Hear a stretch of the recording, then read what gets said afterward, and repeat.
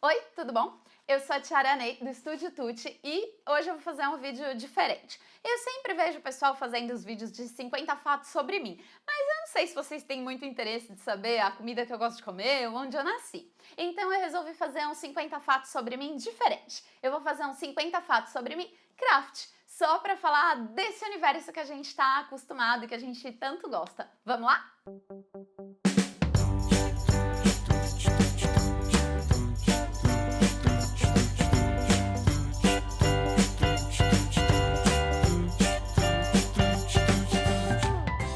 Primeiro fato sobre mim é que lá pelos 10, 11 anos eu fiz o meu primeiro trabalho profissional para uma festa. Foi as lembrancinhas do chá de bebê de uma amiga que estava esperando gêmeos, uma amiga da família, e foram uns cataventos assim pequenininhos que eu fiz em gesso, usando forminhas de fazer bombom. Então eu misturava o gesso em pó com água, colocava nas forminhas, deixava secar no sol, depois que estava seco eu tirava da forminha, pintava com tinta guache e aí eu colei num papelzinho daqueles cheguei. Na verdade, eu acho que foi lembrancinha de maternidade, não foi nem chá de bebê, que naquela época acho que o chá de bebê não estava tão em alta.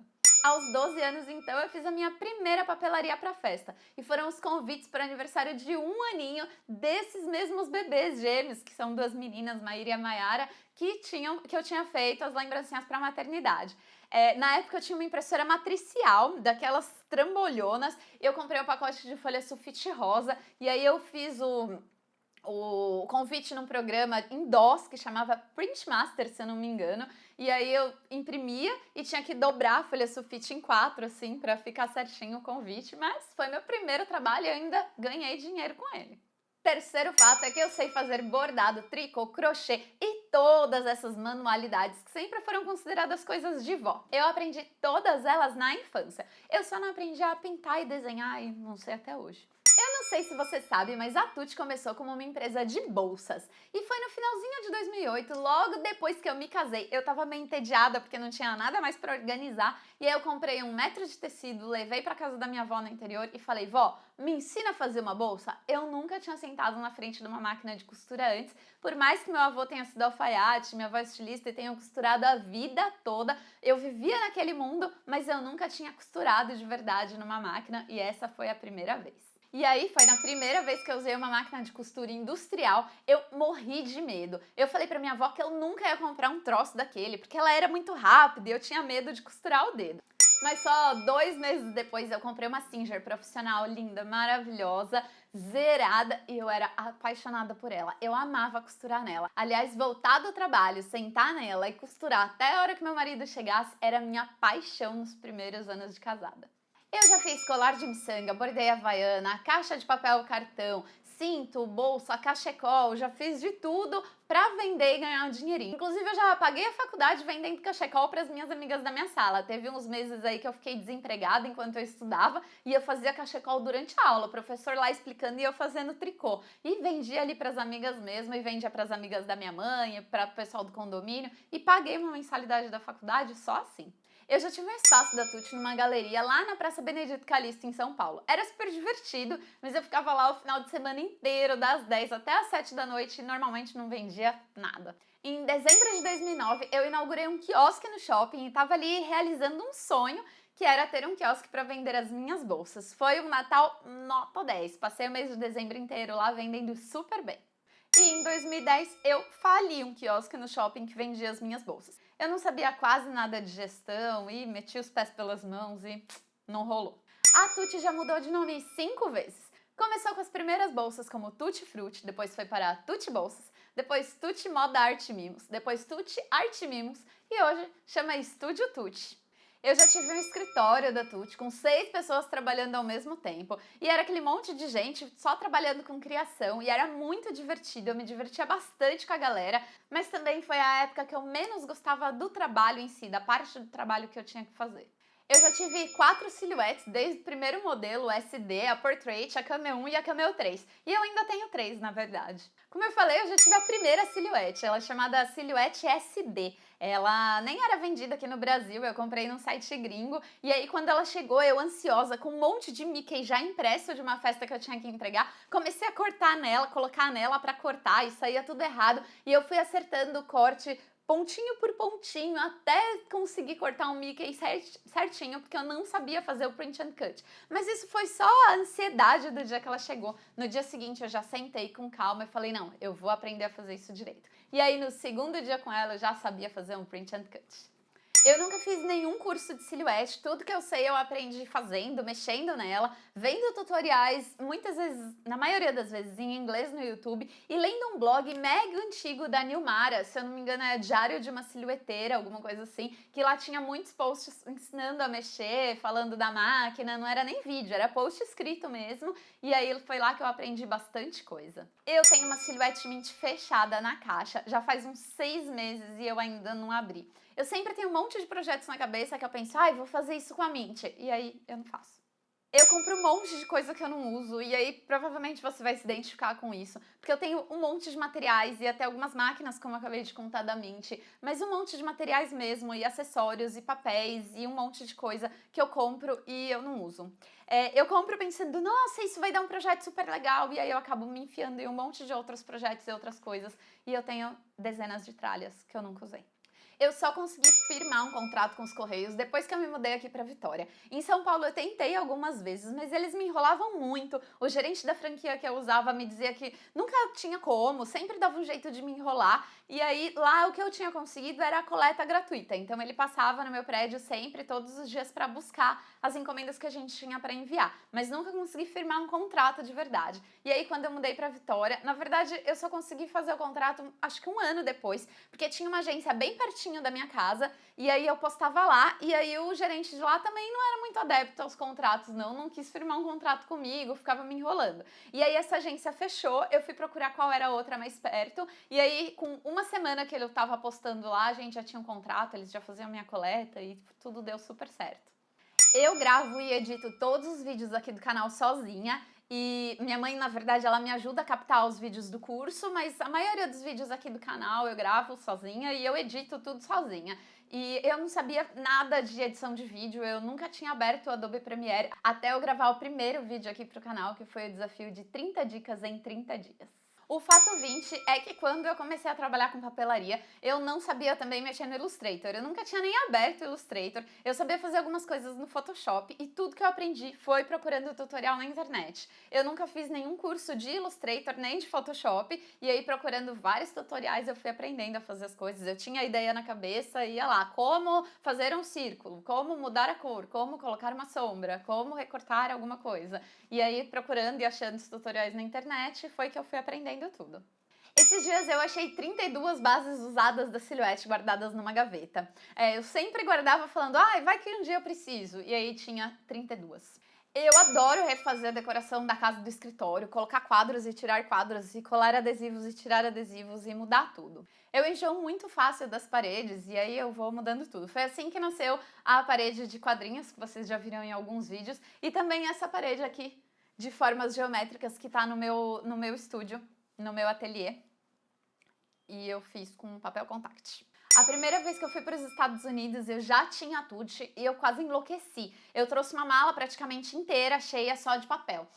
Como eu já tinha silhuete, eu não quis trazer outra, né, que na época não precisava, mas eu trouxe a Texture Boutique, trouxe um monte de equipamentos, muitos furadores e muitos papéis. A maioria desses papéis está aqui até hoje, eu nunca usei e já faz mais de 5 anos. Eu tenho 23 tesouras. 23 tesouras. E eu também tenho mais de 50 furadores. Isso porque agora no comecinho do ano eu tava fazendo um grande desapego aqui no ateliê e eu vendi uns 30 num grupo de desapego, mas ainda sobrou uns 50 e poucos. Eu detesto essa história de fita banana fake, de ficar fazendo fita banana com papel EVA e fita dupla face. Não, gente, minha hora é muito valiosa pra isso. Minha hora de trabalho, de vida, é muito valiosa pra ficar fazendo isso. Eu amo a fita banana pré-cortada da Toque Cri, só uso ela e pretendo só continuar usando ela. O logo da Tuti já tá na 4ª versão, ele começou com um roxinho antigão, 1000 anos atrás. Aí quando eu realmente firmei o negócio de bolsas, eu fiz um logo que era uma cerejinha. Aí quando eu comecei a trabalhar efetivamente com festas, era um logo mais amarelo, que tinha um balãozinho. E hoje é essa versão com os corações em verde e rosa que vocês veem sempre. Quando a Alice estava para nascer, eu queria fazer de tudo para ela, e aí eu fiz almofada de bonequinha, cortina, mobile, tudo que eu podia pro quarto dela eu fiz. Enlouqueci, cortava 1 milhão de coisas na silhuete e caprichei na decoração. A minha casa é cheia de objetos do it yourself, desde vasinhos no banheiro até os quadrinhos da sala e um monte de coisas, até, sei lá, na geladeira, na cozinha. Eu nunca achei que eu ia ter um canal no YouTube, porque eu detestava vídeo. Na verdade, eu gosto um pouco de aparecer, assim, eu não sou tímida, eu gosto de falar, mas eu tive aulas de vídeo na faculdade de jornalismo e eu detestava as aulas, eu achava que eu ficava super mal no vídeo. E eu peguei pavor de ser filmada, de câmera pra fazer vídeos nessa época, então era uma coisa que nem passava pela minha cabeça, mesmo. Eu detesto ir na 25 de março. Na verdade, eu acho que eu já estourei a minha cota, porque eu ia tanto, mas tanto quando eu morava em São Paulo, que assim, chegou uma hora que eu não aguentava mais. Mas o mesmo tanto que eu detesto a 25 de março, eu conheço ela como a palma da minha mão. Eu conheço super bem cada loja e o que vende em cada loja. Toda vez que eu tinha que fazer compras lá, eu fazia primeiro um mapa da região e aí eu escrevia quais as lojas que eu tinha que ir, dependendo do que eu tinha que comprar, pra fazer um roteiro certinho, sabe? Não ter que vir nessa loja, depois vem nessa, depois vem nessa, depois vem nessa. Não, eu já fazia tudo direitinho pra fazer um roteiro certeiro e otimizar o tempo e dava super certo. Aliás, mais um fato interessante é que isso de roteiro eu faço pra tudo.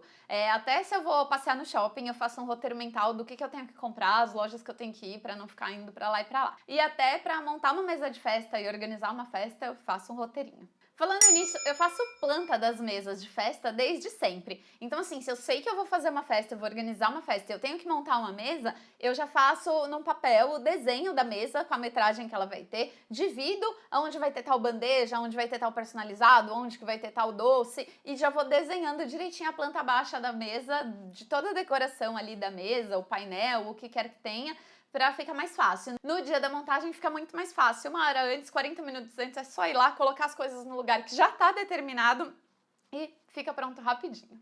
Eu amo cozinhar, que também é mais uma coisa que a gente faz com as mãos. Eu queria saber um pouco mais de técnica, porque eu faço tudo no olho, mas o importante é que fica bom, né? Eu não fiz design na faculdade, eu fiz jornalismo. Toda a parte relacionada a design eu aprendi foi na marra mesmo, fazendo. E aí depois que eu já fazia mesmo, eu comecei a fazer uns cursos livres, mas mais da parte teórica para me sentir mais segura mesmo na criação.